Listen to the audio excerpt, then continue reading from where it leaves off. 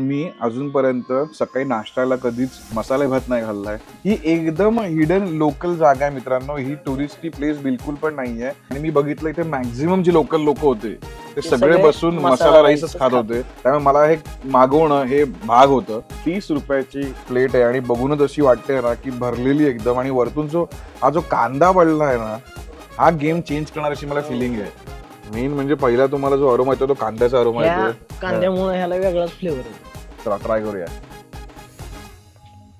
Main म्हणजे हा rice बघा, भातुकली मधला राईस वाटतो. भातुकली मधला एवढा छोटासा राईस आहे बघ ना, सॉफ्ट आहे, हलका आहे खायला पण, आणि कांद्याची चव अप्रतिम आहे. सकाळी सकाळी नाश्त्याला हा राईस एकदम परफेक्ट आहे. एकदम परफेक्ट आहे.